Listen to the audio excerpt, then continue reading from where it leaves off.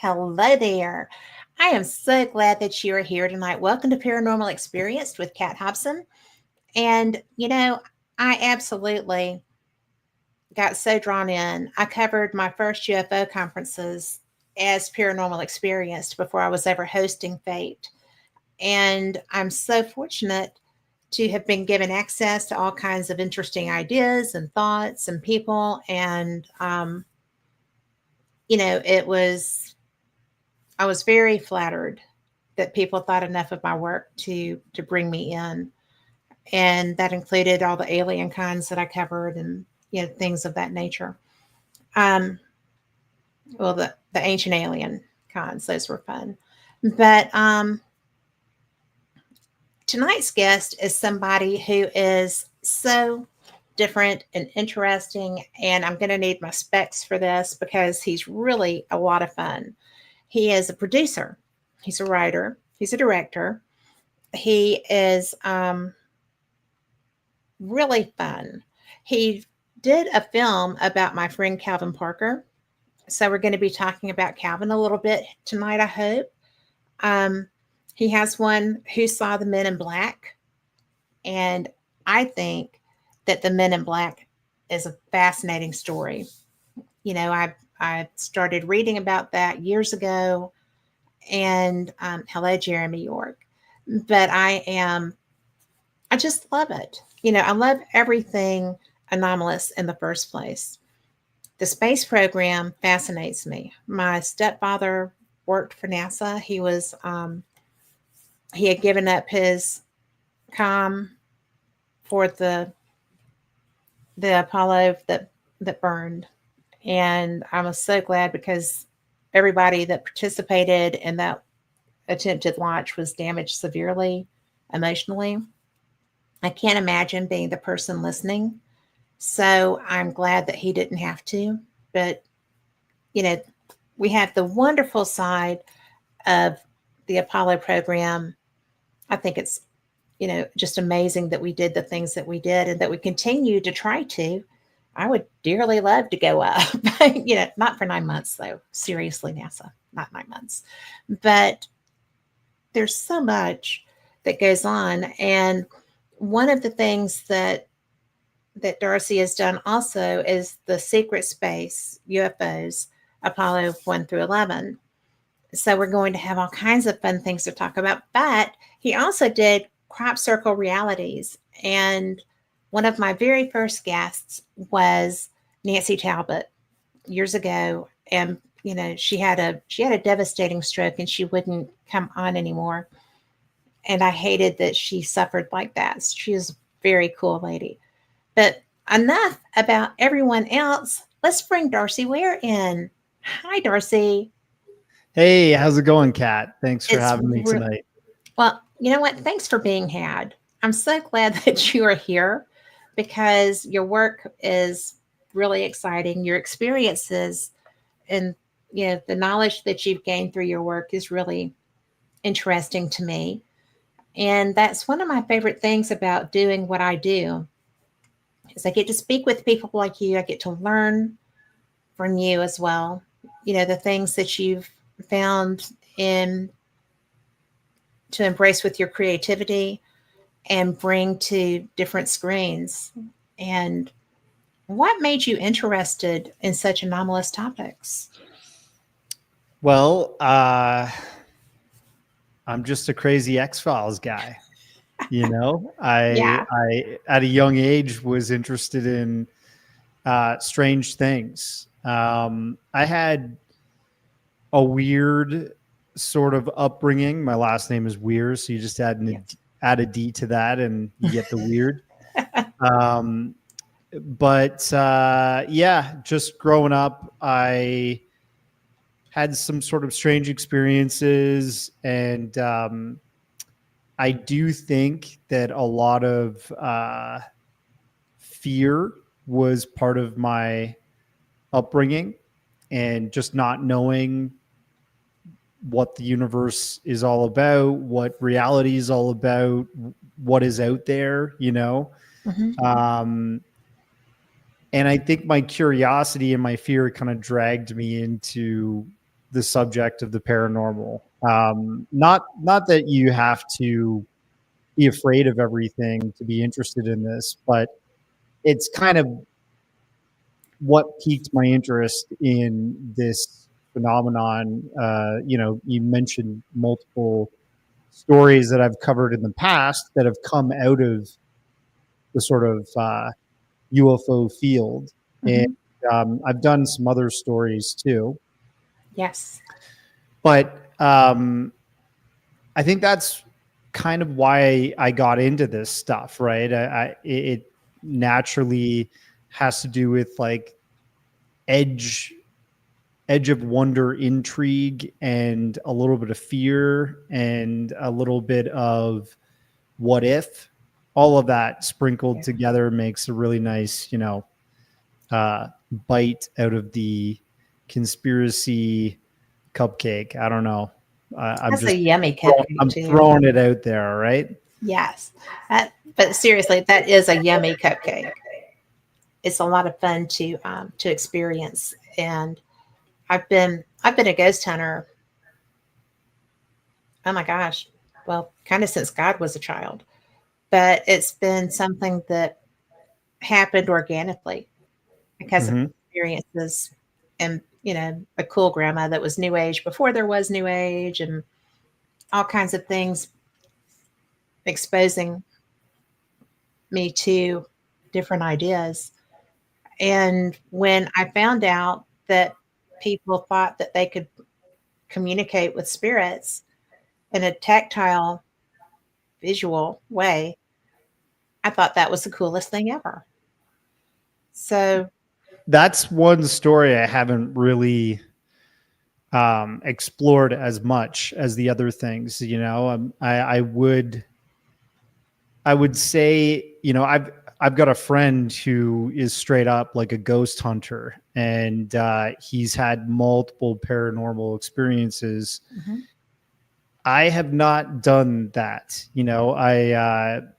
I think it's something that I'm open to, and I'm all about right now. This is where I am in my life: the nuts and bolts, the mhm, facts, the stuff that I yes, can prove.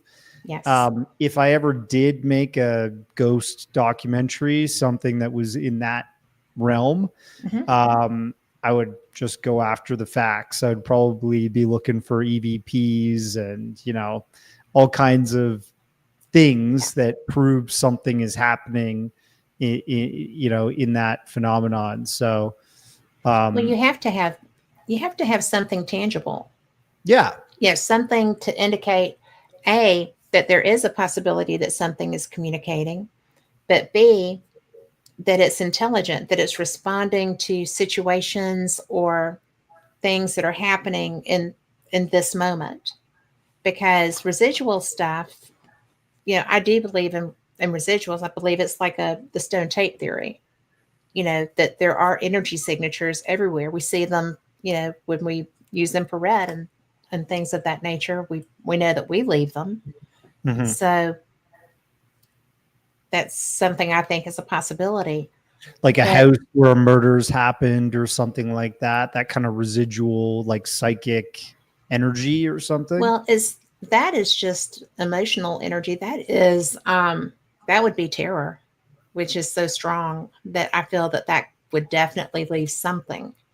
But I was referring more to, where centuries have walked, where battles have been fought, where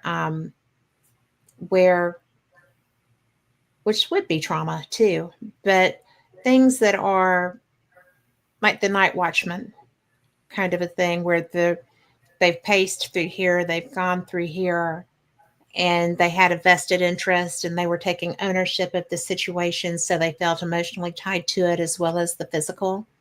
Right.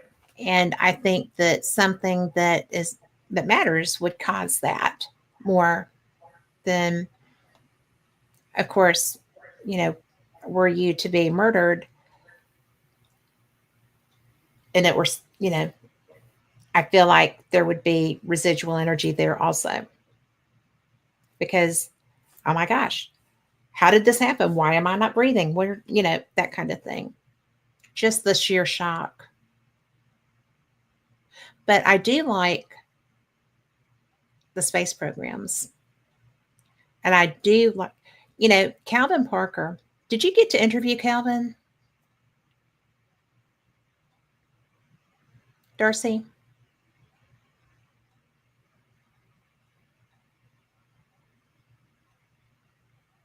Carl? Yeah, he's froze. He is frozen. Darcy, if you can hear me, your screen is frozen and I can't hear you. Okay, maybe he'll pop back in. All righty. Okay. Oh, he's messaging me. Oh, his computer shut. He'll be right here. So I wonder how much of that he heard.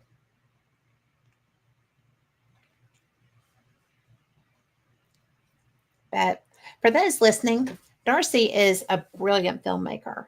He has done so many of them, and his UFO topic is really, y'all know that's one of my favorite things.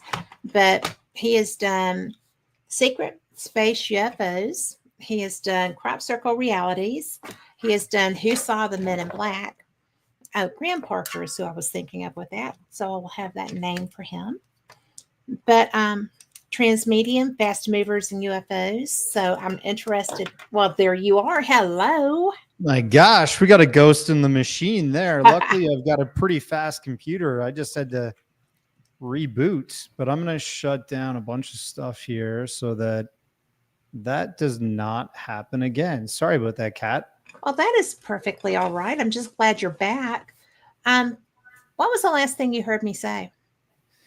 Well, we were just talking about, the sort of historical events around buildings, battlefields, all that kind of stuff that could leave some kind of like psychic residue or something like that. Just energy signatures. Yeah. And, I had mentioned also that while being dedicated to an environment, protecting an environment would give you ownership and you would have feelings relevant to that. The traumatic experiences such as, a murder or a heart attack or whatever, if you were to die, that would also be a like, whoa moment. And that might also be why people seem to be tied to locations. Totally. And then I started talking about you. And, one of the things I have to tell you, the Transmedium, Fast Movers, and UFOs, I don't know if you spoke to any submariners relevant to that. I talked to two that were connected to the Navy. So Mark D'Antonio rode a submarine. His maiden swim, let's say, on a submarine. Invited as a guest, he experienced a USO. Like that was really a cool tale. Yeah. So he's a friend of mine. And when he was telling me about that, I was just like, they didn't kick you off the boat? And he was like, well, I was being very discreet with my leaning in to listen and look. So I found that he was the first person I spoke with, non-military, who shared that. How many people did you find that had had a similar experience? Bob McGuire also goes by Science Bob. Yes. He worked with the Navy for a number of years. He claims to have been on, one of the few times that he was out sea on a submarine and he experienced a USO. Most of the time, what that means is the sonar operator is shouting out that they have some kind of, fast moving bogey in the ocean. Right. And you kind of have to be near the bridge in order to do that. So that's apparently what these two men said. Jim Goodall, who worked for the Air Force, but he was connected with multiple, Navy folks because of I guess they allowed him to write like a book about submarines, about all the different equipment that we have in the ocean. To a certain degree, they allowed him to know and publish stuff because, that is A your little military. classified. It's a little classified. You got to protect. I got in trouble for asking a chief of boat once if the material described in a Tom Clancy novel was real than what they had on their submarine. And he was like, I cannot talk to you about my boat. I was like, well, it's in the book. I was just nosy. I used to sell esprit de corps items to oh, cool. to different military branches. So yeah, I had so to ask some questions. I kind of got a lot of that type of answer from Tim Gallaudet, who I featured heavily in the Transmedium documentary. Reason being because he was a, chief oceanographer for 7 years for the Navy and a 2-star rear admiral. Yeah. And I think his testimony is very important to the UAP UFO subject, USOs especially, because, he has that ocean master sort of experience. And I would ask him about torpedo capabilities and submarine speed capabilities and stuff. And you're not supposed to say certain things about capabilities because your enemies are listening, right? Yes, so always. Yeah. Or they're taught to expect them to be listening always. Yeah. But one of the things that I thought was so cool, I'm a member of the Scientific Coalition on UAP Studies. And so when I first started going to the conferences, I was going as media. And it was right as all of the stuff was being released. Okay.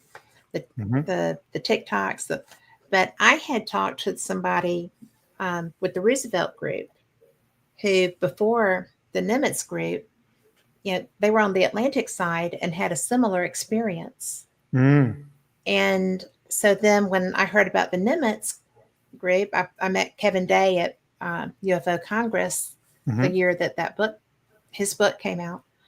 And it was really interesting to me because I didn't know what to think of that. It just struck me as odd that both sides, two different fleets were being tagged, basically. Yeah. Well, Ryan Graves was on the Atlantic side, right? Yes. And then David Fravor and Alex Dietrich were on the West Coast. They were on the California side, so Pacific. But it's just so surprising. I found it very surprising. I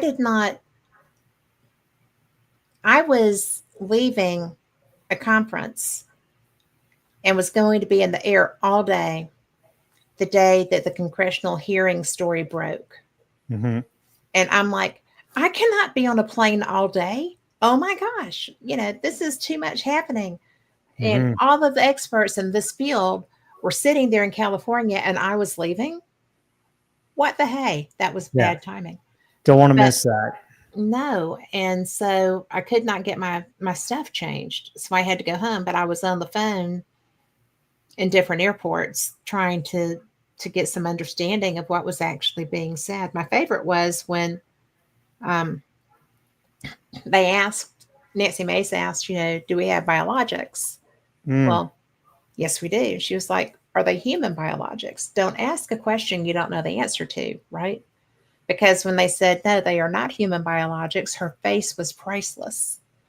And I was just like, don't ask if you don't already know, because that was such a telling moment, because the shock was really interesting. Can of worms being opened right there, right? Yeah. And there's no going back from that statement. You're kind of, she didn't have a good follow-up either because she was so blown away. Yeah, I think it's this phenomenon, if everything is true or if there are things that allude to us not being alone intelligently in the universe. It's like peeling back layers of the onion, right? You get to the juicier stuff the further you go. You tend to discard the very top layer stuff once you get to the really good stuff, right? Right. And we're just peeling back those layers publicly right now. You know, I think in our time there might be some kind of true, complete disclosure of what we're really dealing with here. It's just going to take a while until we get to the deeper layers of the onion. And Okay. I think we're starting to get there. I just want more proof to come out. And in my opinion, you know, there is some kind of truth to that. You know, I have been following this for a while, over a decade. And like in terms of making media about it, films, documentary, feature-length stories.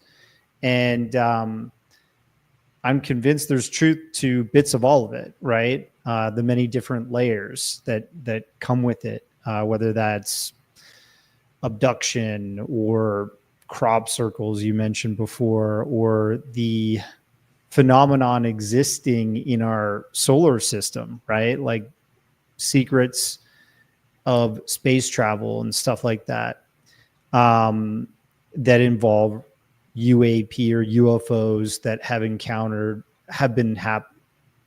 encounters have happened in space exploration, right? I think it's all tied together with the fact that we're just not alone, and that this phenomenon interacts with us in our oceans, in our skies, in outer space. You know, wherever we seem to go, these things have already been there, and that tends to point to, you know, the obvious situation where you're not the master of those domains. Yes.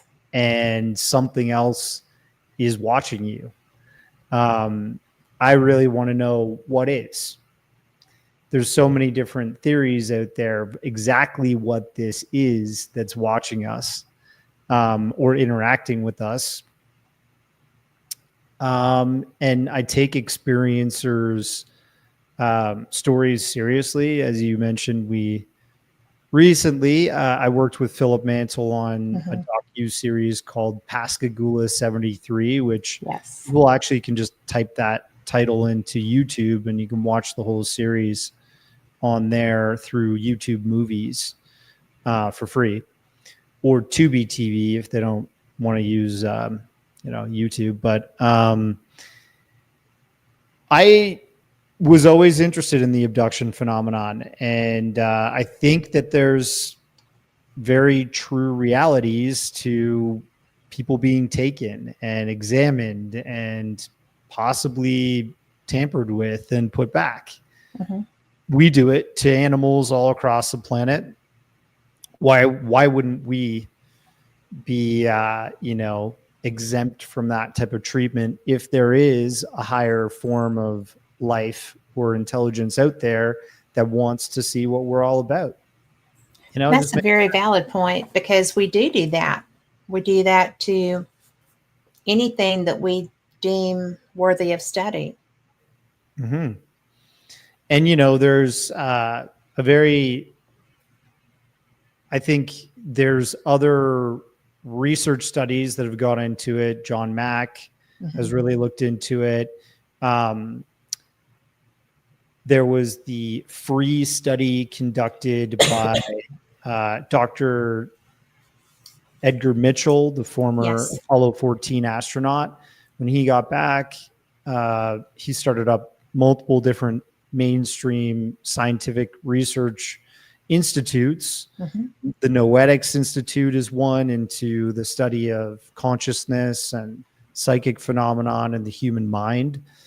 And the other one was the where the FREE study came for, which I'm forgetting what the acronym exactly stands for, but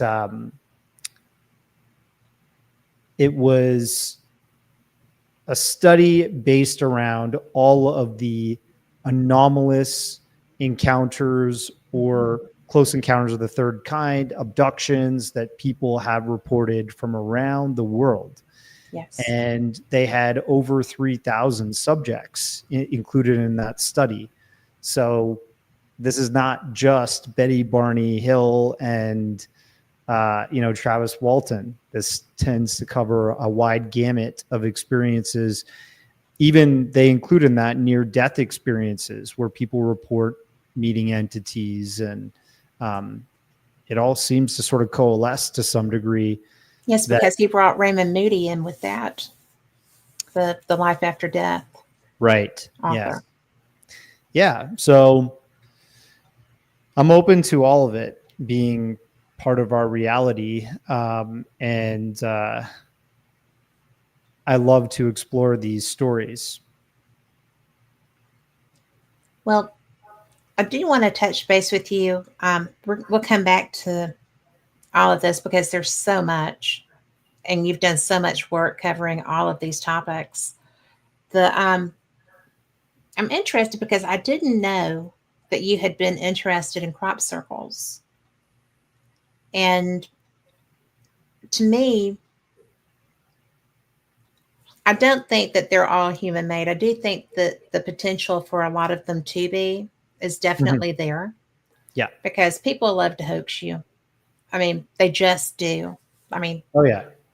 Whether it's, with UFOs, yeah, videos, pictures, it's tons all of out hoaxes. And I've covered that stuff too. Yeah. Well, and that's why I like your work. You're very even-handed with it. Hi, Irene. And it's to me nice to see this diversity because it's oh, and it is good morning to you, Irene. She's in Tokyo. So, but to me it's just so interesting because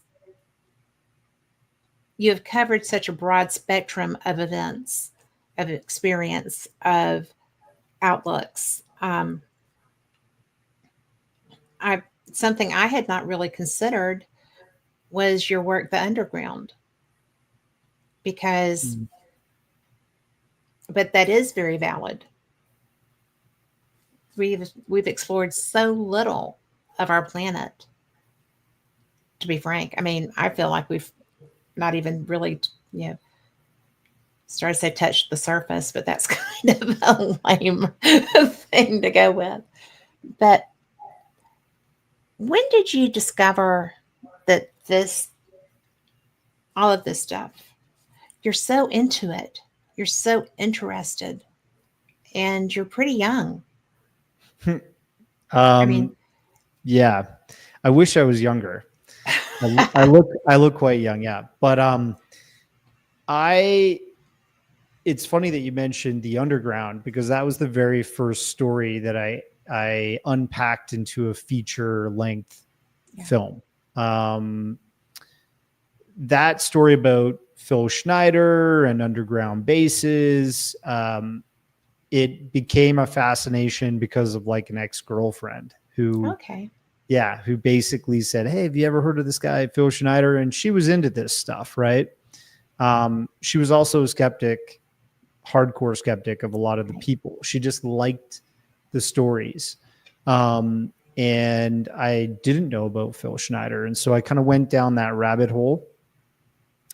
And at first I completely 100% believed everything that he had talked about. And I saw his death as complete validation that he was shut up, that he was shut down and silenced officially. Right. Right. But, later on, you do find out that he did lose those fingers a little bit earlier than he said he did, right? So he was said to have lost those in this Dulce, New Mexico underground base building firefight between him and an alien race. But we found a photo of him as like a teenager that he was missing those fingers. I think he lost them in like a shop class or something like that. But the mystery doesn't end there. The thing with him is that his family was very deeply connected to this like military legacy program type of power structure. And his father was German, brought over under Project Paperclip to work with the Navy, actually, on the very first Nautilus, the nuclear powered submarine. And we show that in the documentary and stuff. And Phil would say to his late ex-wife, Cynthia Dreyer, that, you know, he really kind of went head first into this subject of UFOs and the cover up and stuff after his dad had officially passed, because he went into his dad's office and in his dad's basement of his house and went through all of his old documents and found all kinds of wild and intriguing things, including photos of UFOs flying away from the Bikini Atoll test nuclear site blasts and stuff like that. So Phil was taking a lot of this data and showing it at conferences. And he was talking about these ideas that we've heard about for so long now, like New World Order and, you know, controls from the elites and the military really keeping the subject of UFOs under wraps from the public. And that's all true still today. So I think there was truth there, you know, and in that documentary was the first time I ever worked with Richard Dolan, who I think is just a great guy. You know, he's a great guy. He's a historian. He's a scholar, and he's a guy that explores this stuff very meticulously and tries to provide proof and facts. And that's kind of the way I try to tackle my documentaries too. So I've worked with him a number of times over the different documentaries I've released over the years. And I got to work with Richard Sauder. He's kind of disappeared. Richard Sauder wrote 4 different books. 3 of them are about the majesty of building underground bases around the world and the true history of it.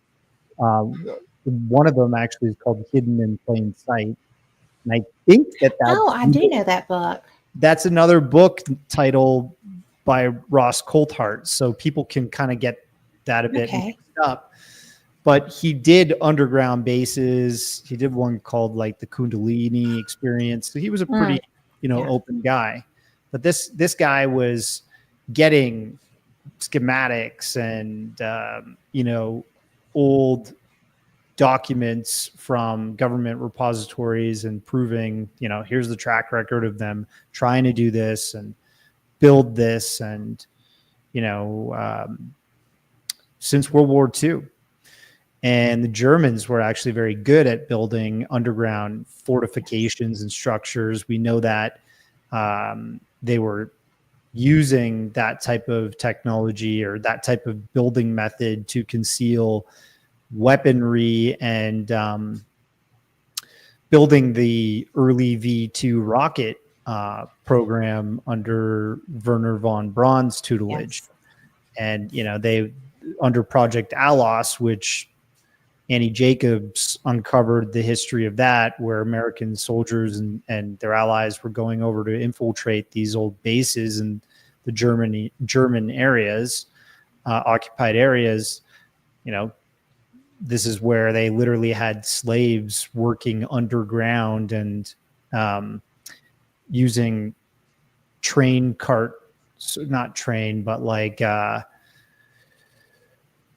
rail systems to move rocket parts in and out of these underground bases, basically, right? So pretty, I think there's a lot of proof that stuff is still going on today, but just at a much higher level technologically and with greater secrecy than ever. So yeah, I think the underground thing was that the theme of that story is still very alive. It is. It was a great place to start, and it was just one of the layers of the onion that I was peeling back. Did you expect it to be such a big onion? No. I mean, my brain is a sponge for this type of stuff, but you feel overwhelmed, you know?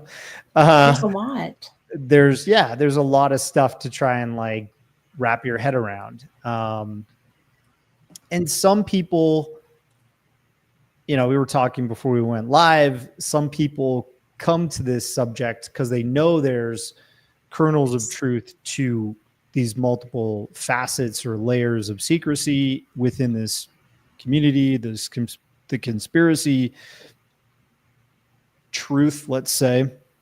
Yeah. Sorry. But I think in a safe way, I would say you do get people that come to this subject and they proclaim to know the whole truth and nothing but the truth and experienced everything. Yeah. But they might be there to take your time, your money, and, you know, pretty much your attention away from other things that are going on that may be more credible.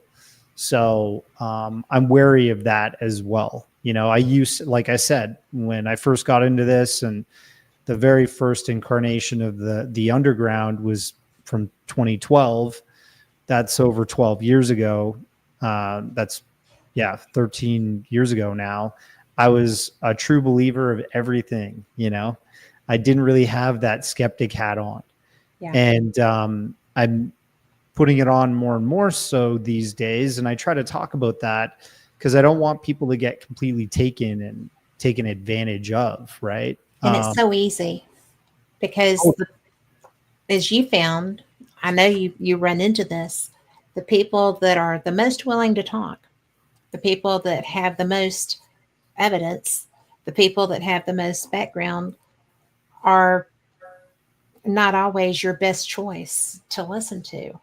And I've done this show for 10 years and I cover everything anomalous on it.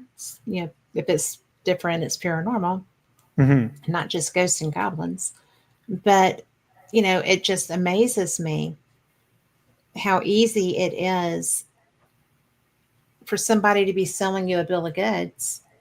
And they sound so credible. They sound so knowledgeable. They have the right, the right catchphrase. They have the right inside terminology.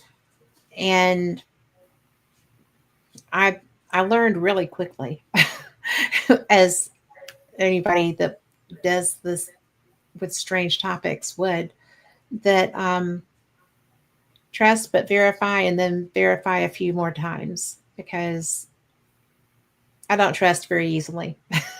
You know, I'm kind of a show me girl at this point.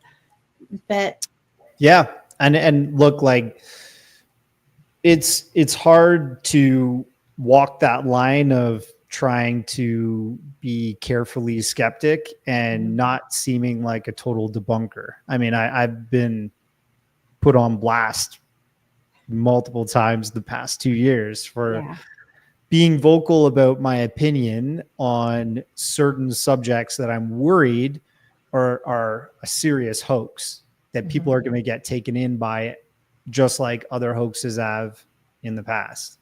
And it is important that we kind of look out for each other. Even if I did get flack, I prefer to get flack and be right about it than not get any flack and sit back and watch people get taken advantage of. Yes. Well, and there's so many people who there's so many people who either are certainly experiencers or are sure they're experiencers, because everybody has had some sort of an anomalous experience. And a lot of times there's a very valid reason for it. It's not really anomalous. It may have been a health glitch. It may have been a lucid dream, whatever. And then, yeah, but you can't discredit somebody's real reaction, their real Experience. experience. And, when talked about Philip and, Pascagoula 73, Calvin was my friend. Mhm. And I was at a paranormal conference speaking in Orange Beach, Alabama. And this lady, I brought up Calvin. And at the end of the night, this woman came up to me. She said, I saw that UFO. I was going across the road, and because there's a big bridge that goes over. Did you go to Pascagoula? I haven't been. I'd Okay. love to go. It's okay, but the water is perfect. But there's a big interstate bridge that goes across a white crane, sand crane sanctuary kind of stuff, and then you get to where farther south of that is the refineries and stuff. Right. But Okay. Where they worked, right? Where they worked and where they were fishing. Right. So the I talked with somebody who saw another swimming, another being, but this woman. Is it Maria Blair? It was someone else. Really? Because I knew about Maria. Okay. But this was someone else. But she saw something come from the water too. Yes.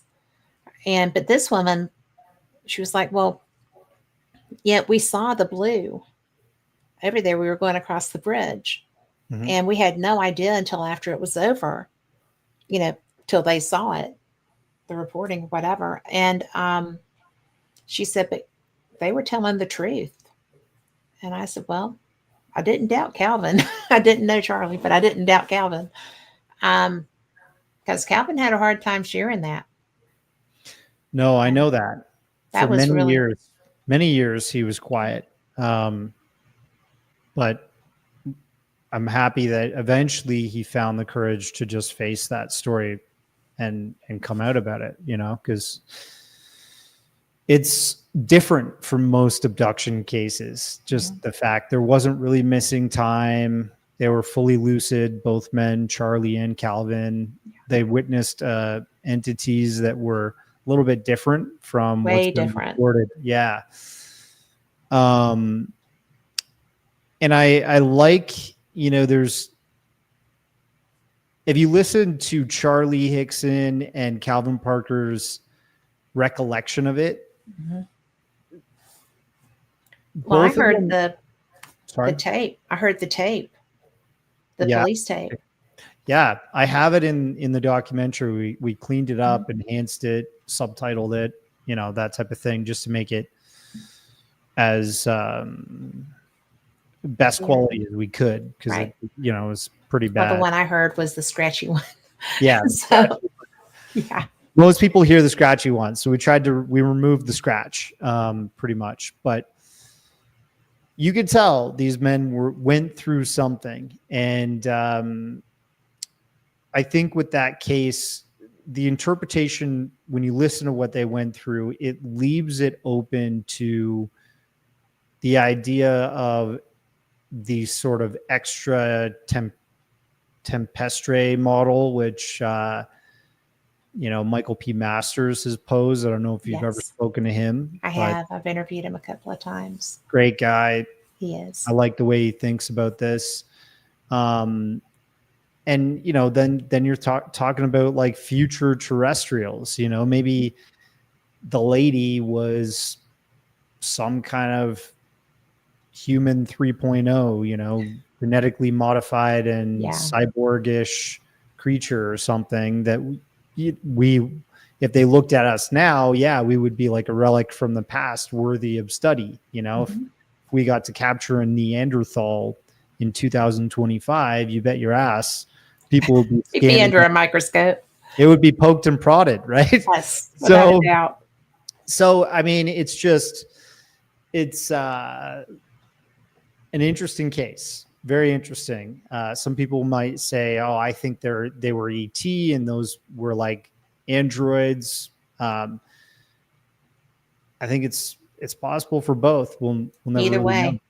Yeah. Well, I mean, they had no idea, right? Mhm. I mean, they didn't know what they were interacting with, Yeah. except that they felt so violated. And, that was the main thing that I took from Calvin's story, was that he didn't ask for that. He just wanted to fish. And I think he wanted to till sleep. till the day he died, he wanted to fish. I mean, the man Yeah, he loved, loved fishing. That's true. But but that night, if you listen to how he recalled, yes, it was almost like Charlie forced him to go fishing, and he he was like, did. "All right, I guess I'm living with this guy. Yeah. Might as well go fishing with him. Yeah. I just want to go home and sleep." He was kind of tired. That was my interpretation, at least. But yeah, he did love fishing. But to me, it was just one of those things that there are not a lot of people that would, if you didn't talk to Calvin, I don't know that you would really understand just how reluctant he was to be that person. Mm-hmm. He hated that happened. The only reason anybody knew about it was because his sense of being violated was why they went and filed a police report, Mm-hmm. because he wanted documentation that this had happened. Yeah. And, he pretty much browbeat Charlie into doing that. And Yeah. then, And I remember a sort of wild part of the aftermath of the abduction that I heard from Philip Mansell, who Philip, was very close with Calvin until he yes. passed, writing the book with them, getting the hypnosis interviews and all that stuff. Phil said that Calvin was in such a sort of state of shock and fear after this abduction that when they finally got back to the apartment, back from the police station or whatever, he bathed himself in chlorine or bleach or something, and then went in the shower because he didn't know, what was on him, what touched him from being poked and prodded from his abduction, right? Yeah. Well, I think that would be the average person's, maybe not the bleach, but, well, maybe the bleach. Mouthwash. Yeah. I mean, when I was a kid, I put mouthwash on me when I was freaked out by something, which is pretty dumb. Free stings and what, yeah.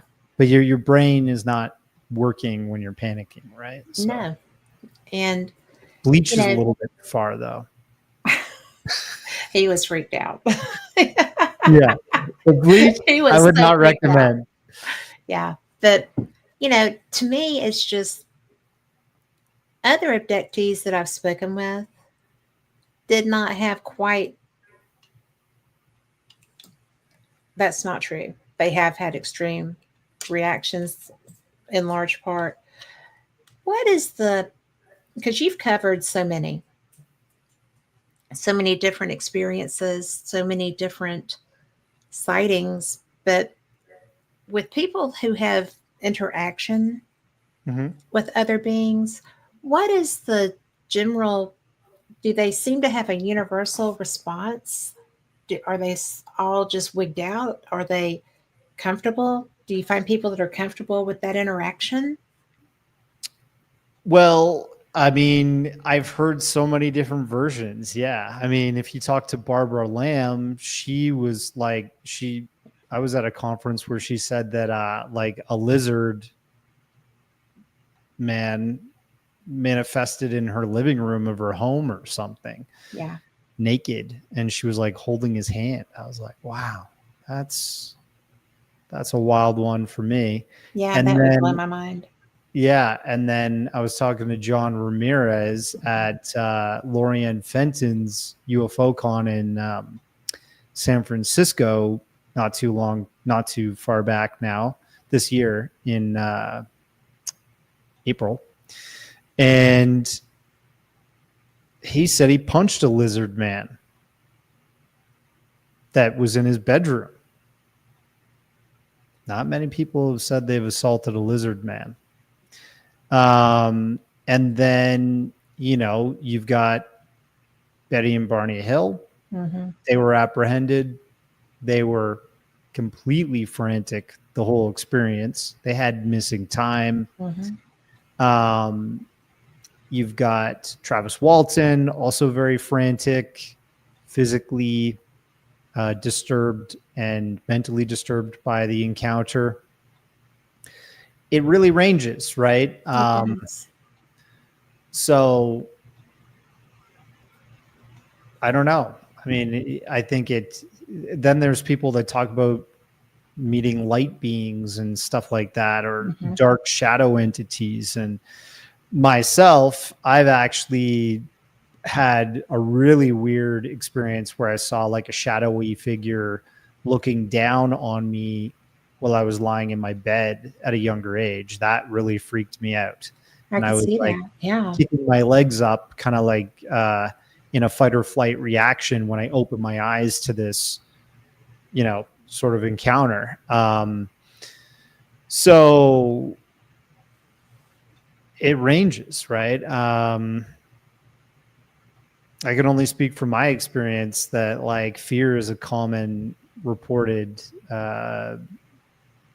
reaction because it's something unknown. If it's especially unacknowledged by the greater part of our reality and society, it's natural for a human being to have a fear of the unknown.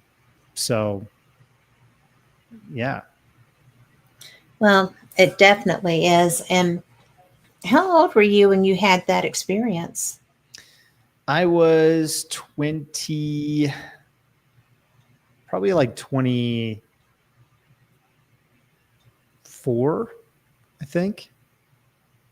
Yeah. Pitch black, like very dark in my bedroom, a little bit of light illuminating the room because there was a light in the hallway outside of my bedroom door, and that light was creeping out underneath. And kind of once you're immersed in a dark environment, your eyes can slowly adapt and you can see a bit better. So I was lying there for quite a bit. I was hungover. So I will say that, the night before I was out for some drinks. And I remember taking like a Tylenol 3. So I actually took a hammer to solve a pain problem. Yeah. I probably could have just taken a Advil or a couple Advils or something, but I just was like, let's do this. And I was very relaxed. And I remember hearing sort of like a bit of a vibration-y sound in my head or my ears, kind of like whoa, whoa, whoa, whoa, whoa, whoa. And I was getting a little bit like more powerful as the sound was emanating. Mm-hmm.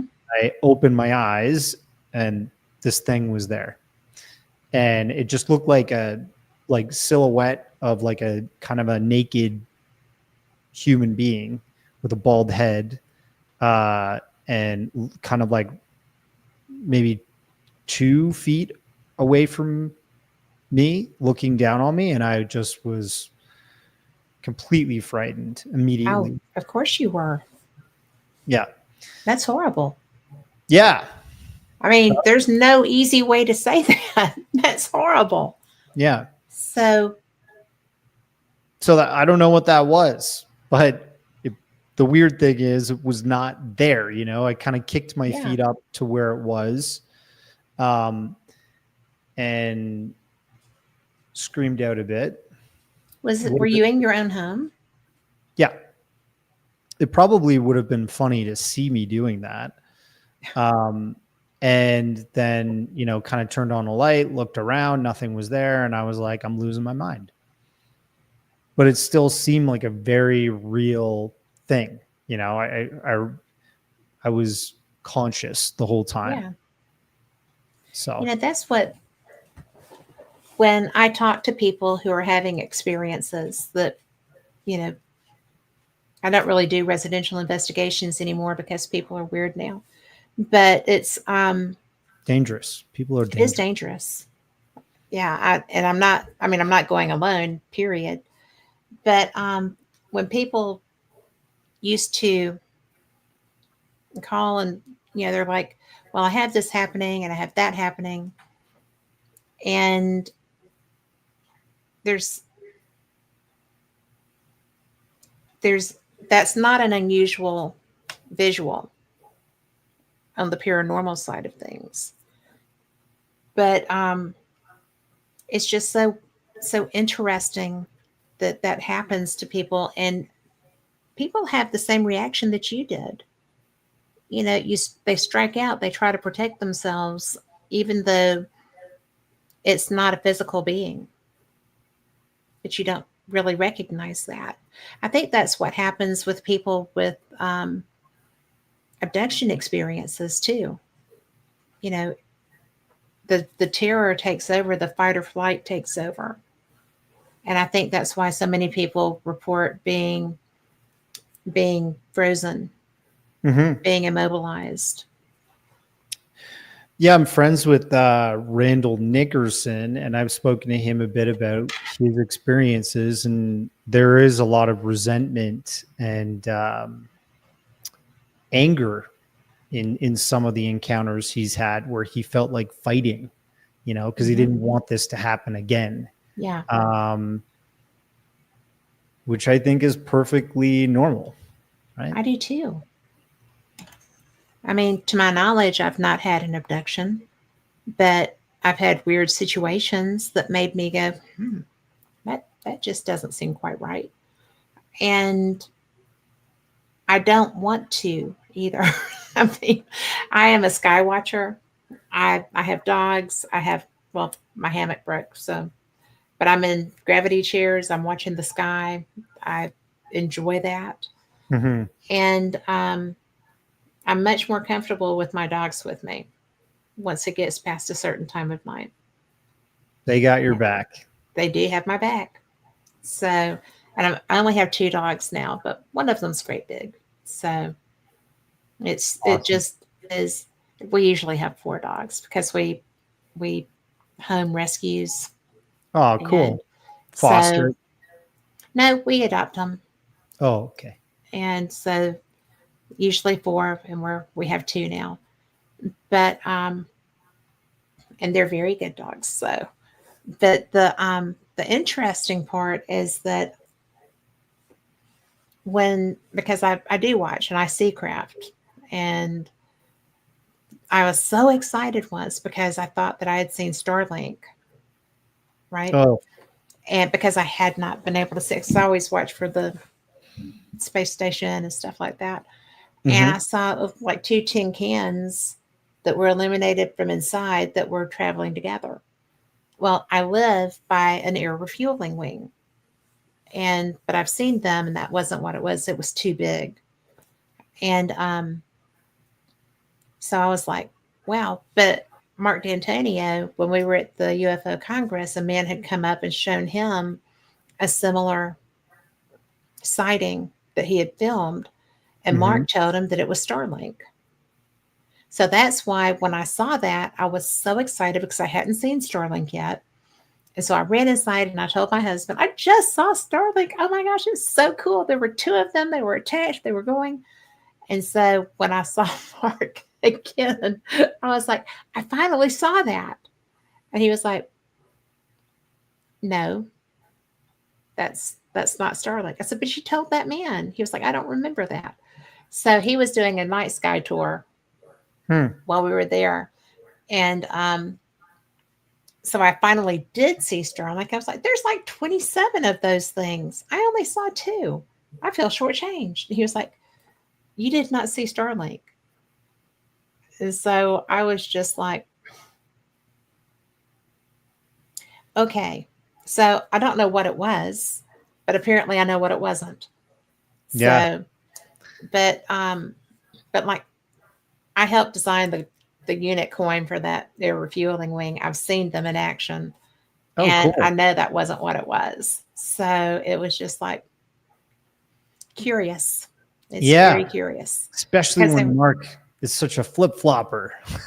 I know, right? No, I like So he does a good job. he's And great. He is one of the sometimes he smartest debunks- people. Yeah, really smart guy. Debunks some bad stuff, Mhm. and throws his hat in the ring towards maybe some real stuff. So Yeah. Well, and he's just wicked funny. He's Smart a good guy. guy. yeah, Yeah. I don't think he has a bad bone in his body. I don't think so either. So I have a lot of respect for him. Same. So, but in fact, you can ask him because the first time that we ever met was at that Ozark Mountain conference I was telling you about. Oh man, I gotta go Yeah. sometime. Yeah, you Love do to have show to a go film. sometime. But well, I've got the name, so I will email that to you. Cool. But we had talked about that. So it's really funny because that's where I met the Dolans too. So as that conference gets a lot of good action. They're great. Yeah, they are great people. I like both of them. So can we go back to the underground? Sure.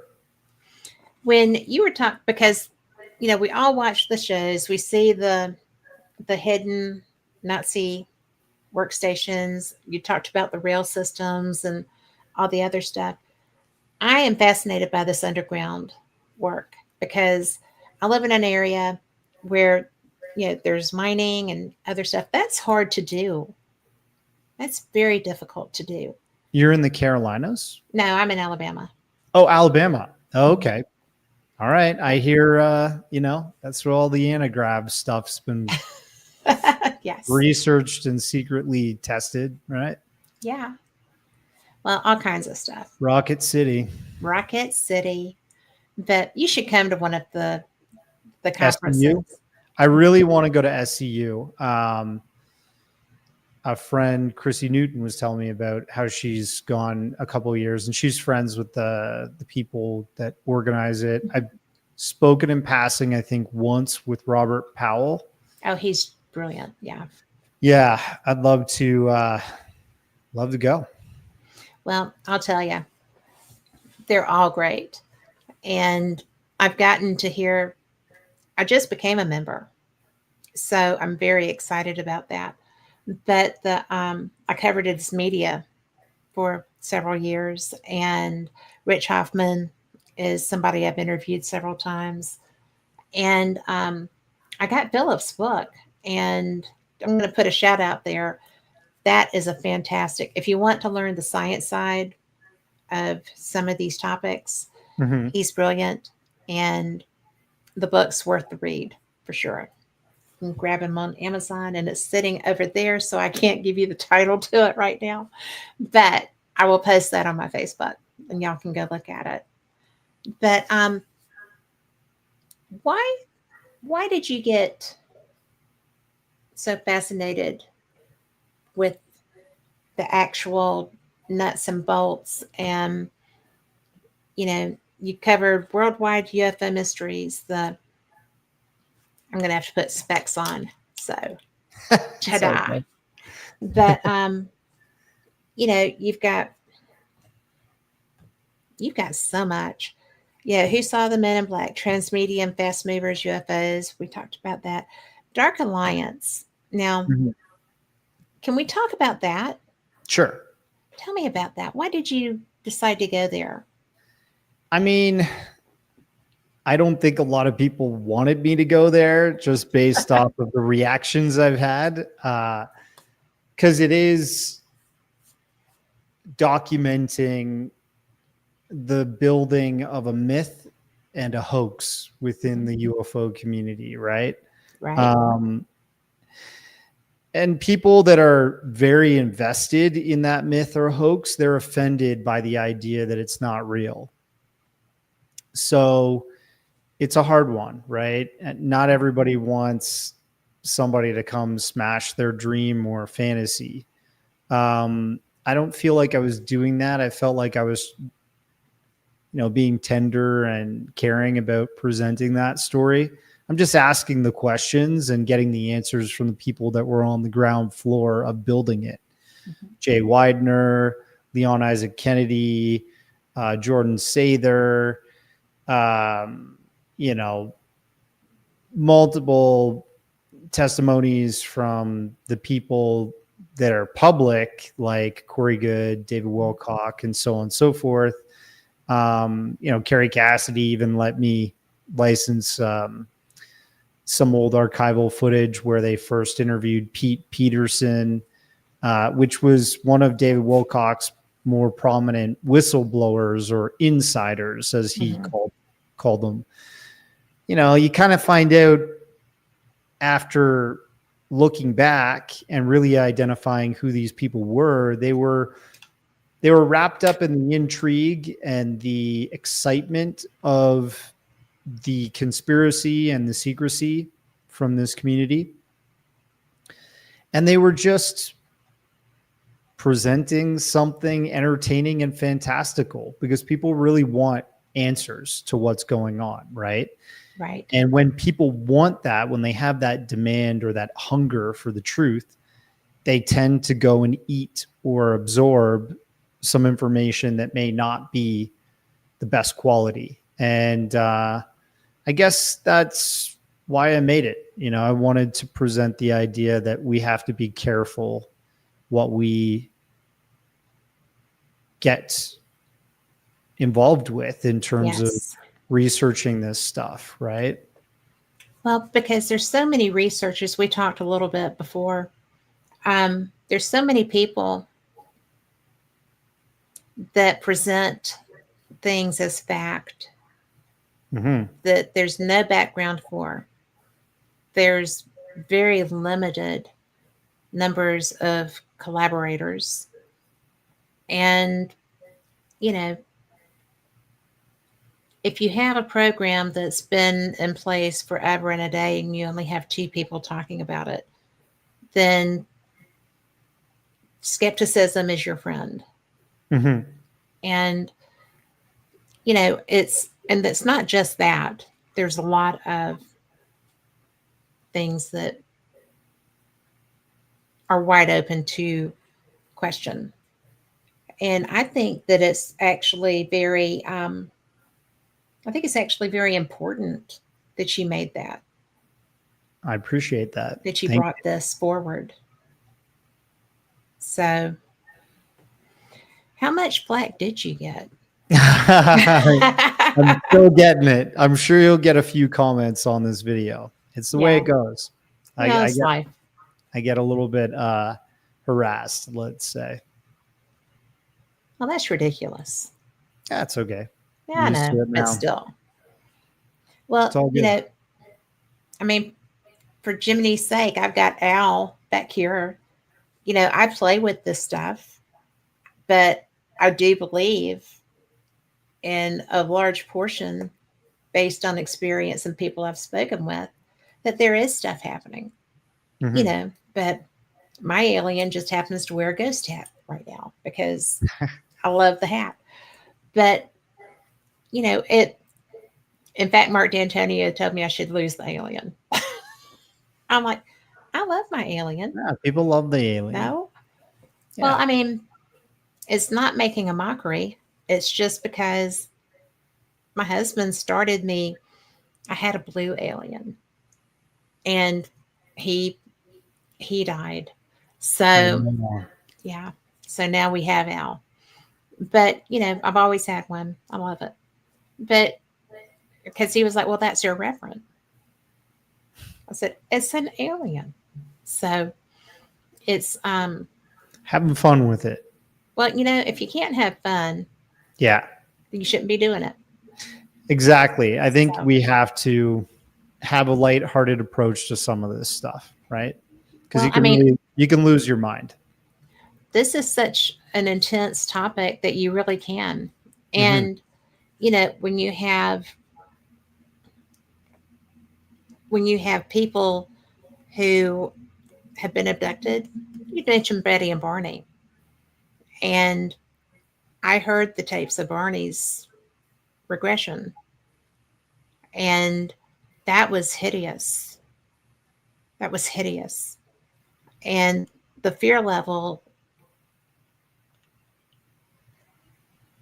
is very emotional. Mhm. And it can make you go, not just no. We're not even going to entertain talking about having this happen. Heck no. But yeah. So, it is a serious topic, Totally. but it's not something. I don't know. I digress. But having heard that, I take it very seriously. And I found it interesting, and I've said this before, that they couldn't work a zipper Really? on Betty's dress. Oh, yes.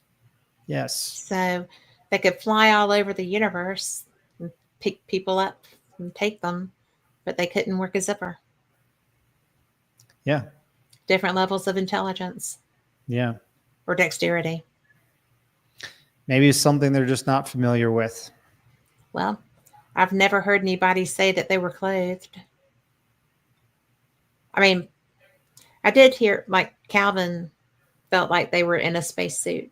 They had on something. They looked like what's that tire guy? Yeah, the The Michelin, Michelin Man. With claws. What a nightmare. So Kind of scary. that would be, yeah, I would not. I would have had the same issues. So, Indeed. if at least. So what do you think about the Men in Black? Men in Black, I think, that documentary, Who Saw the Men in Black, was profiling with Richard Dolan the many cases that have happened throughout the multiple decades since Roswell, right?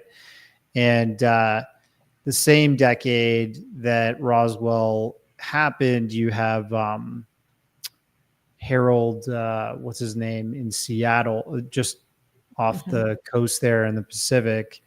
He had this UFO experience, and that week at a diner, he was,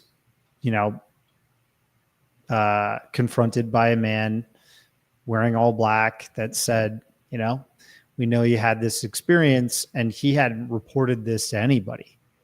And the message was, don't talk about it. And, you didn't see anything type of thing. There are multiple sort of encounters that have happened over and over and over again. And if you look at John Callahan, this individual who was FAA personnel that he didn't witness himself, but he saw the reports from the JAL Airlines incident that happened over Anchorage, Alaska. And I think it was 1986 or 87. These pilots evaded a very large craft. They said it almost looked like a miniature sun in the sky.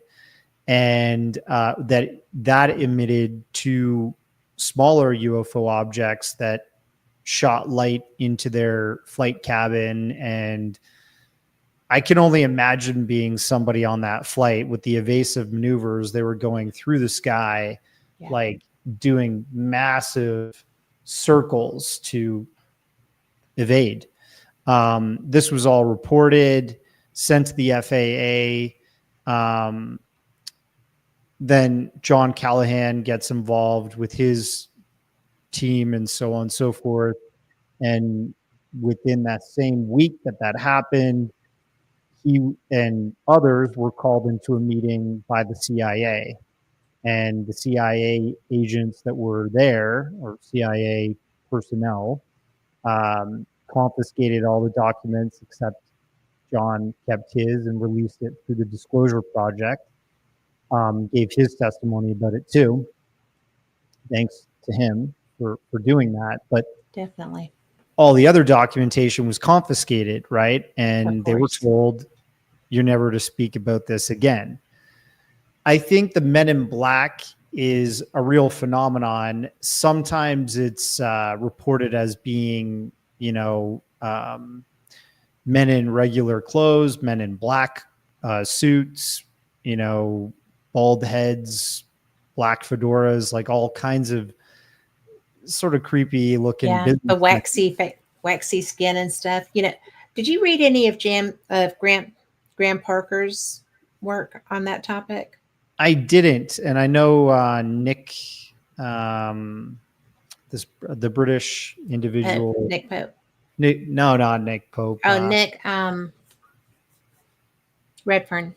Redfern, there you go. You're good. I reached out to him, and he never got back to me because I wanted to discuss more of this sort of eerie, paranormal, sort of creaturey Men in Black encounters. I think that he's not doing very well with his health right now. So it could be part of, it could be part of that. I hope, the best for him. But I stuck in that documentary on accounts that, could point to Men in Black just being a factor of suppression of information from getting out to society. That seems to be the common factor. Whether you're talking about something that looks like non-human or eerie, like a cryptid Men in Black, or you're talking about a CIA personnel, FBI, Air Force, OSI, Office of Special Investigations. Technically, Richard Doty was a Man in Black. Yeah. I think Men in Black really means suppression of the truth and keeping that from pervading in the public.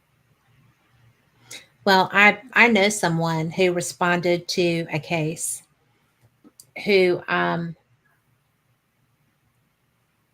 appeared to be a Man in Black. Really? But it was just, he was in the area. They flew him down. He had to get a car because they couldn't get to where the location was. Rented a car, had a friend with him. They drove up, and the people were tripping out because they thought they were Men in Black. Wow. And so I was like, because I thought, I went to them and said, I want to tell this story. Can I tell this story? And they was like, I wasn't really one. I was like, okay. But probably he was. But it was so interesting to me because people were so programmed to be looking for Men in Black at that point that it surprised him that they reacted to him quite that way, because couldn't go in a military uniform. Yeah. I mean, he had been like on vacay and just put a suit on and went and rented a car to drive the rest of the way, and ta-da, Men in Black. Mm-hmm. So in that instance, that was interesting. Yeah, I think that's the factor there is just suppression, right? Intercept and suppress wherever this person may be. Make sure that they are told, don't talk about this. Emphatically. And, the worst part or the best part, if you're the people suppressing, is that the people are going to be so wigged out anyway that that's going to be like the final nail in the coffin of them talking. Mm-hmm. It's just like, okay, all this other stuff has already happened, and now my own government, this, I think that it was a very effective program.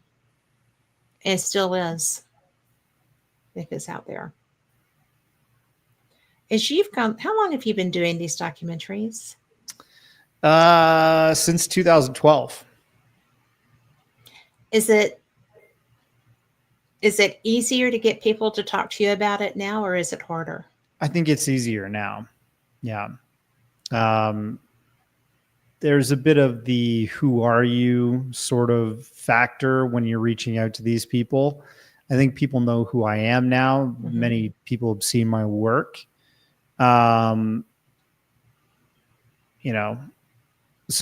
that helps. But when I first started out, people were like, who the hell are you? You know what I mean? Like, you have to build some level of trust to get an acceptance to conduct an interview with some of these people. And yeah, I do get somewhat flooded with requests now for people are interested in me telling certain stories or going after and researching in a documentary form different ideas. Well, I think that that's so important because I'm sure when you started them, people have been ridiculed so much. There's a certain element that really enjoys debunking and harassing experiencers of these phenomenon. People And are still ridiculed. I mean, I've been ridiculed for pursuing these ideas for sure. for real? Oh yeah. Yeah. I mean, my closest circle are not people that believe in this stuff, you know? Mm-hmm. I've broadened my circle to people that do believe in this stuff, and I talk to them online, but they're not the closest to me. So you meet people at a dinner party or something, and this is not a UFO convention. It's just somebody you hang out with in your city with your wife, and they go, wow, you're a weirdo. And I'm like, yep, I guess so. I'm a ghost hunter and a ufologist. I get that too.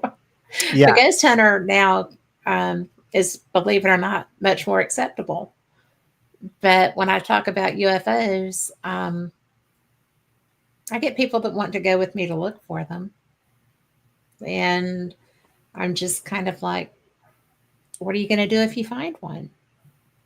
I mean, I don't tend to actively seek things like that. I'm going to a conference in July that I'm going to take a few little handheld telescopes and a pretty good flashlight and see if people want to sit outside in the dark and watch the sky with me. But I don't actively, I don't know what I would do if I were to be in a position, even with the knowledge that I have and the experiencers that I've talked to that don't really have bad ones. I don't know what I would think if I were to be approached in such a way that made me think that an abduction was going to happen. Right. Have you given that any thought? Yeah, I'm not. I'm not practicing CE5s and stuff like that because I don't really want to invite that interaction. Right now. I mean, I don't think it's something that I need. Do you feel like since you're already involved in doing this work, that if you were to be involved in a CE5, that you might draw their attention? I don't know. I don't know. I've been to, I went to UFO MegaCon back when it was happening. Bob Brown would host that conference. Mm-hmm. And I went out into like the desert with this guy, Ryder Lee, and this other guy, Chris. And I was practicing. Have you ever spoken to Jimmy Blanchette? I don't think so. So Jimmy Blanchette is an interesting guy. He's built like a radio telescope in his backyard, and he beams radio messages into space, like deep space in our solar system, hits the moon, all types of things. Okay. He's a really, really interesting guy. I can introduce you sometime. But he has this methodology of playing this sort of C SETI music or sound through a radio channel, and he says that it can sometimes like summon UFOs and stuff like that. So we tried that out. It didn't work for me that night, but that was like the only time I really tried that. What kind of music? It's just kind of like a number of frequencies, and I think it's a message he created based off of, like, he takes a picture that has a written message in it, and he scans it through this software that turns it into a sound wave. You know, when you see music, neat. you know, when you see music, you see a sound wave play, like a waveform. Well, imagine taking a message and turning it into a waveform. And he takes this message and picture, which is like, hi, I would like to meet you in this, you know, come from to this location or whatever. And that translates to like a sound. And when you play that, it's worked for him. And I documented that in a documentary called Secret Space UFOs Fast Walkers. So yeah, apparently it has worked for him, but he does it over and over. I tried it once. Yeah. Well, the odds of that working that one time were obviously not in the favor. So, No. But you know, that's something that I'm always so interested, because people want this interaction. Some people want this interaction so bad, very badly. And because of some of the people I've spoken with, I'm just kind of like, are you sure? You know, are you really sure? Because you're not in control of this. Mm-hmm. And I do know people that had bad experiences. And I know people that have relationships with what most would consider their abductors, you know, and it's almost like the Stockholm syndrome, you know. Oh, yeah. It's very much like that. Wow. And it's weird to me. Surprising. But I don't know that I would invite that necessarily. Right. I don't see E5, I just watch. And I think that they know when you're doing that too, you know, because I do Totally. see stuff, which is interesting. Have you had an encounter of any type? UFOs? Mhm. Yeah, I have actually seen two. So the first time I was on a flight out of Denver, and I was flying west. It's daylight. I was looking out the window. I was frequently flying in the window seat back then. I was probably around 21. And as I was looking out at the clouds below and the blue sky, I was thinking I would love to sort of see a UFO. You know what I mean? And I thought to look up out the window instead of straight out or down. And when I looked up, I saw what looked like a metallic cube. You saw a cube? Yeah. And then I gosh. reached for this old Sanyo camera that I had. That was like a pocket camera at the time. And I'm pressing power to turn it on. And I'm looking. And as I'm doing that, this thing just kind of drifted over top of the plane. And I lost sight of it. Again, a moment where I was like, am I losing my mind? What the heck was that? I thought maybe, is the plane going to go down now? I have no idea, you know? but everything's okay. That didn't happen. So the For second which we're time, grateful. thank you. And then the second time I was living in Australia, I was living in a suburb of Melbourne called South Oakley. And I was walking with this British roommate that I had. We were renting this house, Stephen Hockley. And we were like, let's go get some pizza. We're walking down the road. It was pitch dark out. You know, there's street lights and cars and stuff.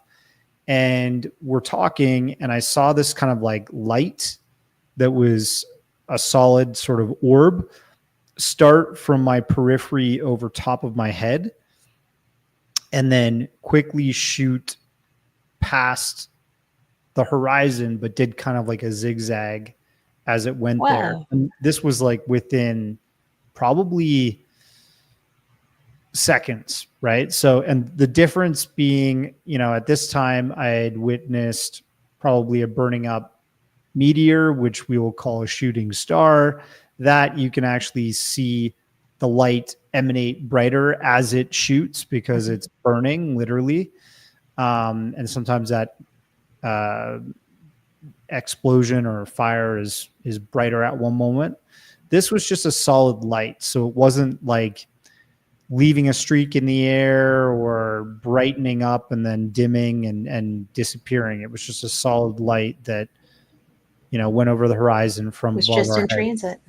Yeah, Wow. pretty cool. That is cool. I Yeah. haven't seen one that fast. Yeah, and we both looked at each other at the time, and I was like, "Did you see that?" And he was like, "Yeah, I saw that." And we just went for pizza. Well, see, I love stories like that because it's just so matter of fact. You know, I mean, this happened. This is what it looked like. This is what it did. No reason for it. Just simply was. Mhm. And I think that's so cool. I just love it. So mine usually, I know some of, because I have a app on my phone and it shows me satellites and it shows, yeah, unless they're secret satellites, but it shows me satellites and it does all the stuff. And I'll just be sitting out there, and if I see something, I go to see if, you know, I use the app, and sometimes it's on there and sometimes it's not. But I think it's so cool when I still think that double-sided, that double whatever was my favorite thing I've seen so far. Oh, and I did have one during the day, but Cool. it was weird. It was cool. It was in a cloud Oh, that came out was, of a cloud. yeah, well, it was moving in a cloud.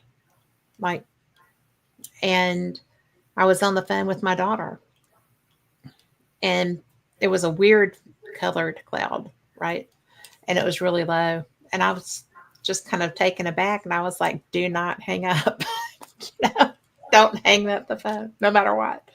But when it was as low as my gazebo. And so I was on my deck, so it was kind of eye level. And Wow. a tip came out, you know, it was the, you know, pie plate kind of thing, you know, but the tip of it came out of the cloud and it was metallic. And I'm like, you're still there, right? Like, I'm thinking I'm losing my mind. Mhm. And she's like, are you okay? I said, yeah, hang on. Yeah, just stay there. And it came out enough that where the windows, the porthole should have been, you could see, like, there's the lip of the plate, there's the top of it, yeah, where it came kind of like that. And it was solid metal. It wasn't, the portholes weren't there. I figured there would be windows, right? I would want Right. windows. Maybe they can see without opening. I don't know. But I mean, we looked at each other. I mean, if they could see me, we looked at each other for a minute or two. And then the cloud caught back up with it and covered it again, and it just went off. and I have a mountain across the street from my house, and it just went between the house, I guess over our houses, my neighbor and myself, and it just kept going that way. And I was like, I am not going out that front door. I don't want to see where it goes. Wow. But that was, and I tried so hard to report that to MUFON, and their system wouldn't take it. And I called. It was interesting. I've had 2 different things that I've tried to report, and neither one would work. So I just called a friend of mine that works for them in a capacity, and I was like, "This just happened, and I'm letting you know. Well, you need to use this." I tried to. This is me reporting it to MUFON, calling you because your system doesn't work. Wow. And so that was an interesting conversation. But I wanted somebody to know what happened. That's disappointing. Yeah. So, well, I don't know what kind of funding they get, but they need to work on the IT. But it was really, I don't tell very many people about that one because it was kind of freaky. Yeah. Because I was sitting outside by myself. I did have dogs with me, but they never moved. So it was a trip, but it was cool because I was still there. Yeah. I was okay because I was still there. Unaffected. Just had a cool experience. But that's cool. But those are fun. I mean, when you talk to people who have had something that's similar, I haven't talked to anybody that had that like that. I've spoken to people who've recorded UFOs kind of creating clouds. Really? Yeah. Like did they use it for camouflage? Cloud cover, yeah. Yeah. So okay. Were they kind of green? Do you know? Like yellow green? I think they were just like a dark colored cloud. Yeah. This one was kind of a yellowy green. Interesting. So we get those colors if we're getting like electrical storms or whatever. They have that kind of yellow look. But I hadn't really thought about that. Anyway, that was the most radical thing I've had. Wild. Well, thank you so much for having me tonight. I really do. I had to skedaddle. I'm kind of double booked tonight. Are you a skedaddling guy? I'm a skedaddling dude. I like it. But thank you so much for having me on tonight. And let's keep in touch. Hopefully we can. Absolutely. I'll send you that information about the Ozark conference. And we have enough mutual friends that you can get a feel for, I think you would love it because they're so supportive. It's a great conference. It's small. I've heard great things. So I'd love to bring one of my future films there and show it to the audience. That would be great. I would love that. And I go there. So that would be fun. All right. Well, thank you so much for your time because I have enjoyed this conversation and I do understand you needing to go, but thank you. No, pleasure is all mine. I'm sorry I'm kind of double booked tonight. In all honesty, have just been jam packed with stuff to do recently. I'm also welcoming a baby to the world in about 2.5 months. So oh my goodness. Wish me luck, Kat. You are so going to love that. Yeah. It's my favorite thing I've ever done is parenting. So yeah. Good stuff. All kinds of things happening right now. But but thank you again for having me on. I hope we have a chat again soon. I hope so. And I'd love to introduce you to Jimmy Blanchett and some other people for sure. Well, I'll reach out to you and see how to facilitate that. Thank you. Facebook Messenger. Always. Sounds good. Okay, that sounds like a plan. I'm friends with a lot of people, so Facebook Messenger, I'll just connect you both like that in the group. Yeah. That'd be great. Thank you. Awesome. Well, have a great night, and thank you for having me. And for anybody who wants to check out my work, please just search my name on Amazon Prime or Tubi TV if you want to watch it. Some of my stuff is for free, or my website there, occultjourneys.com. Don't be scared. Right under his name. Yeah, right under my name. Yes. Thanks, So, Kat. thank you. Bye, Have a Darcy. good one. You too. Bye. Bye. Well, I hope y'all enjoyed him nearly as much as I did. I think that he is such a really great videographer, and it sounds like he's had some cool experiences too. So I think that if you have any questions, all you have to do is reach out to him at occultjourneys.com.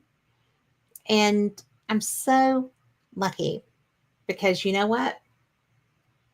I have some stuff. Anybody want a magazine? Carl, what are we going to? No? Okay. Well, then we're not going to do that tonight. But I think that I guess you'll just have to be here Sunday to get some. We will be having such a good time. And if you have any questions about anything, actually, if you have had any kind of experience with craft or any kind of interaction, I guess, with something that you think is non-human, not demonic, not frightening. I guess if it were an ET kind of thing. I have Al here, and I am kind of lighthearted with that. But I do know that people who have experienced an abduction or feel like they may have had something kind of nosing around feel fear with that. And I get that. I didn't necessarily like when I saw that craft come out of that cloud. I didn't know what to think. I was lucky I had somebody on the phone with me because I felt like I had, it was somebody I loved. It was my kid. I felt like I was more safe than I would have been without the phone, for sure. But if you've had an experience like that, find me on Facebook and just message me. Because if it's something that you think is scary, there's experiencer groups all around. MeFind does a great one. If you were to go to any UFO conference, they have experiencer support. I was fortunate enough to sit in on one at the UFO Congress, and because I was an experiencer. And, even though I was press, I wasn't in that group as press. And to hear people share those experiences was really interesting to me. Some people had implants, and it appears, and those are like, in my friend Terry's case, it was like 3 little metal objects that were in his thigh. And when I was in that experiencer group, somebody had drawn what they had, and it was almost the exact same thing. Whitley Strieber has one in his ear, in the top of his ear. And I found that interesting. He's the guy that wrote the book Communion. So he's actually a really great author, not just about UFO stuff. But so it's not unexpected. And, talking about Terry, he and his friend both saw a delta, a triangle coming over a meadow where they had been camping. And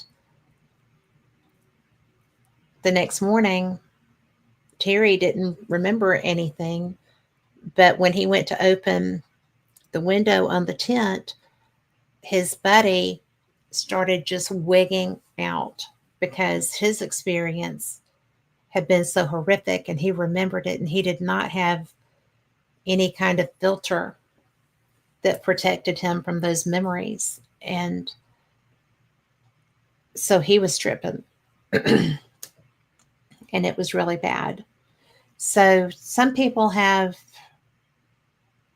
terrible experiences. Some people don't remember their experiences. My friend Calvin, that we were talking about with the Pascagoula story, he remembered everything. And they had shoved something up his nose. And those beings they looked like a pointy-headed Michelin man. The wrap, the binding kind of stuff. And they had like robot claws for hands. And Calvin said that they had stuck something up his nose that made his nose bleed terribly. So when the experience was over and he was freaking out and wanting to go to the police department, when they got to the police department, he was covered in blood. And the police left them in an interrogation room, and they had a recorder on the table, under the table, I mean. So Calvin and Charlie didn't see that, but they were talking about what had happened to them. So it was really something else.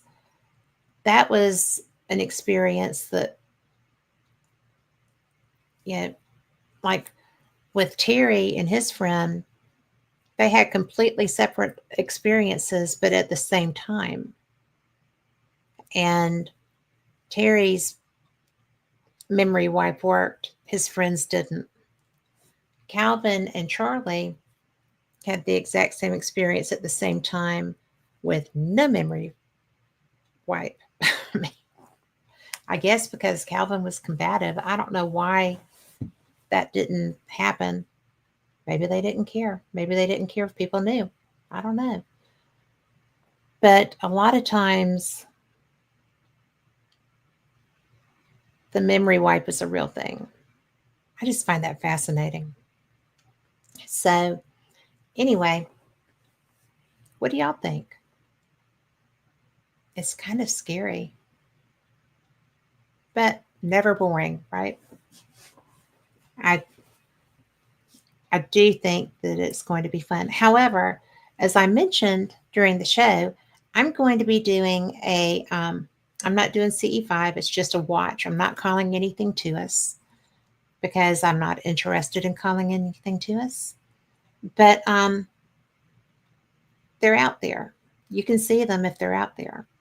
I will have a few little handheld telescopes.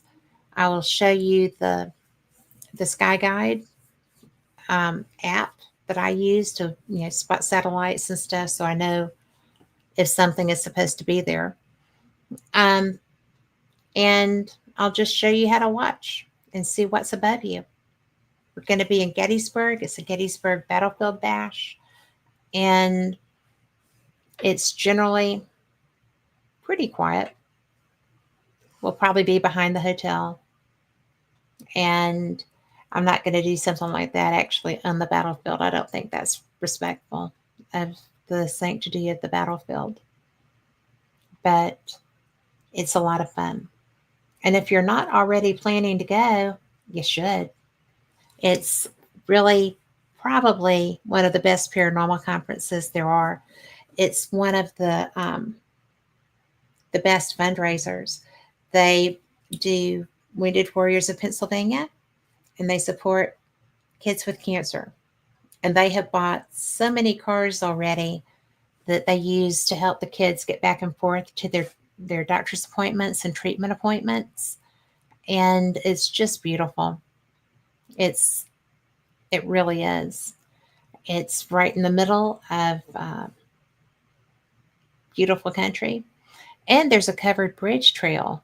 So I fly into Baltimore and I drive through and I go and I look at the covered bridges. So there's all kinds of stuff in the area. You can go, and there's ghost tours all over Gettysburg, I think. But mainly, you can just appreciate the beauty of the battlefield.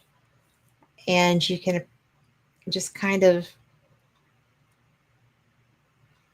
when you're there, it is definitely hallowed ground.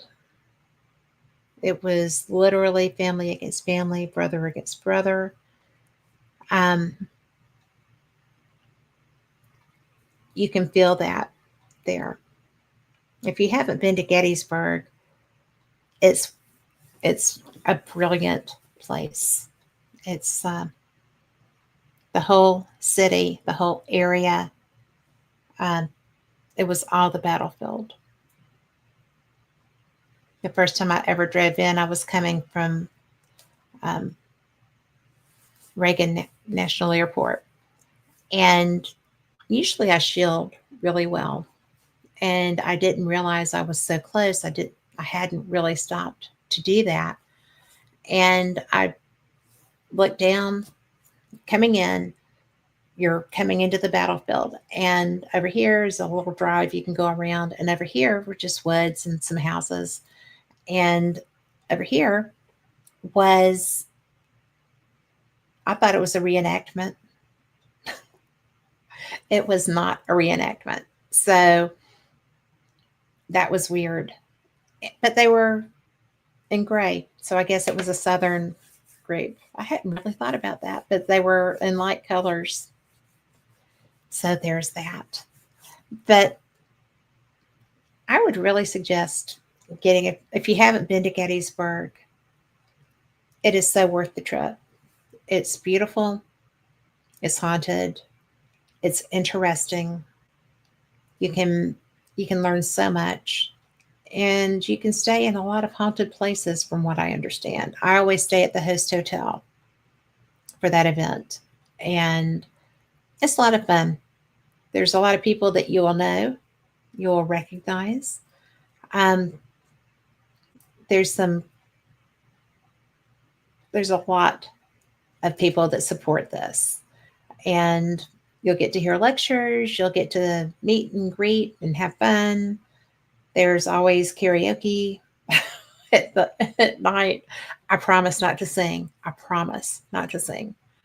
And there's just all kinds of fun stuff to do. And it's really cool because it's your paranormal community coming together for a great cause. And I don't even know who all the celebrities are. You will have seen a bunch of them on the show. Bob Christopher and Gina. Then usually Dave Spinks is there with Serenity Jenny. You'll find everybody. So usually Porter is there from Tennessee Wraith Chasers, and Stephanie. So they have a baby. So that'll be fun. She was about to have her last year. There's just all kinds of people that you can come and meet and learn from and chat with and just enjoy coming together to help people that need assistance. Anytime I can do anything for kids, I try to do that. And anything I can do something for warriors, I do that too. Now, I hope that you enjoyed Darcy. He is so much fun. And I wanted to share because, he had talked about going on Amazon and Tubi. So some of the films that he has are Worldwide UFO Mysteries, Sasquatch Among the Wilderness, The Dark Alliance. We had talked about that. The Inside Story of the Cosmic Con. Secret Space UFOs, Apollo 1 through 11. And that's pretty cool because there was a lot of stuff happening with the astronauts in that period. Edgar Mitchell, Buzz Aldrin. There were a lot of experiences. And they didn't want you to know about some of them, but they're there. So, and the crop circle realities, we didn't really get into a whole lot of that, but watch that, because one of the things that I found fascinating is that I had no idea how many times this happened. So let's see. The transmedium fast movers and UFOs, the humanoids, the real close encounters of the third kind. That's what I think is pretty cool. Darcy has got so much information. Beyond the Spectrum being taken, 2018. The Underground, he said, if you remember, he was talking about that being one of his first documentary. And I just think that I think that's interesting. I've heard, go to Cherokee all the time in North Carolina. There's supposed to be a secret base under the Eastern Gate going into Cherokee National Forest. I haven't seen it, but I sure have heard a lot of people talk about it. And it's, if you subscribe to Skyships over Cashiers, Cashiers, Cashiers is a town in North Carolina. Starshipsovercashiers.com has all kind of information, and you can learn all kinds of stuff about that. You should check it out. So I just think that the underground is something that everybody probably would like to know. So that being said, we are just about out of time. I hope you've had a good time. I hope you enjoyed Darcy, because I think that he is definitely going to come back, and I look forward to getting to talk to him. I'm hoping that he is going to be able to get scheduled in to the Ozark UFO conference for next year. He's very interested in doing that, and I am helping him to get connected with the people that are organizing it.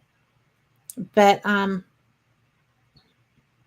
just had to talk to him. I think his work is brilliant. I think that his history is strong, and his contacts are impeccable. And so is his character. So I like bringing you people like that. I think it's a good time, a good conversation, and people deserve to get to learn about him and others like him. So that being said, thank you so much for being here. I appreciate every one of you. We'll see you same cat time, same cat channel next week. Catch you Sunday on Fate Mag Radio. Good night.